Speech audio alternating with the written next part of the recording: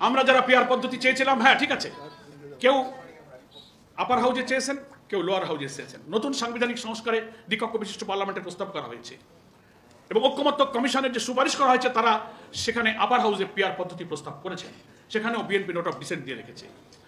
আমরা ইসলামী আন্দোলন বাংলাদেশ সহ অনেকগুলো দল আমরা চেয়েছি উভয় হাউজেই পিআর হোক, আবার কেউ কেউ বলেছেন আপার হাউজে হোক, নো প্রবলেম। কিন্তু পিআর এই কমন পলিসির ব্যাপারে তো একটা ঐক্যমত্য তৈরি হয়েছে, কেউ আপার কেউ লোয়ার কেউ উভয় জায়গায়, কিন্তু পিআরকে আপনি বুঝবেন না। অধিকাংশ মানুষ কমনলি যে পিআরের ইলেকট্রাল প্রসেসকে মেনে নিয়েছে। পৃথিবীর 91টা আধুনিক গণতান্ত্রিক দেশে যে পদ্ধতি সবচেয়ে জনপ্রিয়, আপনি সেই পদ্ধতি আপনি বোঝেন না।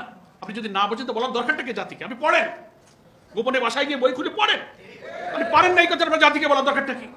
এতে কি আপনার মর্যাদা, ইমেজ, ডিগনিটিকে বৃদ্ধি পেয়েছে?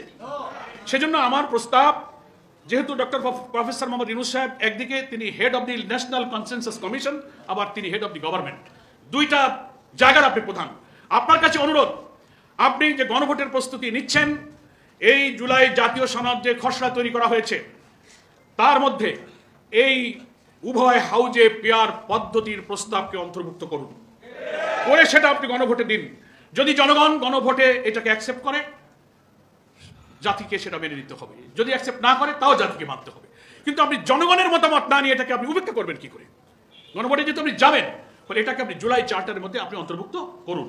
এটা আমাদের একটা দাবি। দ্বিতীয় হচ্ছে, 84টি বিষয়ে আমরা একমত হয়েছি, 166টি বিষয়ে কমিশন সুপারিশ পেশ করেছিল।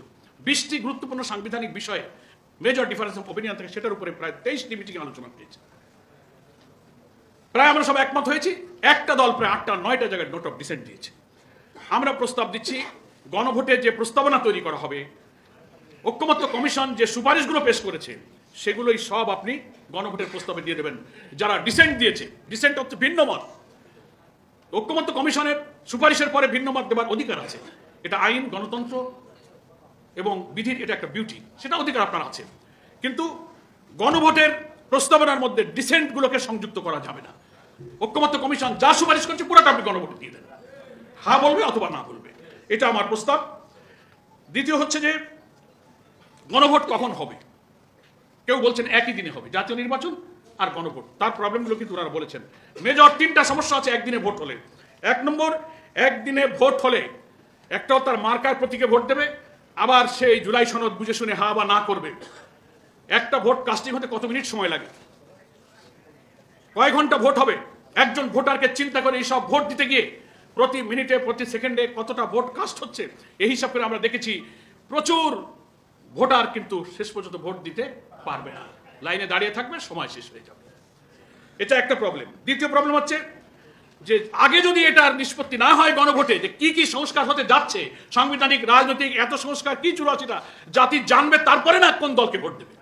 তো একই দিনে যদি নির্বাচন হয় আর গণভোট হয়, তো জাতি তো ভোটের আগে জানতে পারলো না যে কি কি সংস্কার হচ্ছে। ফলে গণভোটে ইয়েস নো কি হলো ভোটারকে জানবে, তারপর মাথা ঠান্ডা করে ভোটার ভোট দেবে।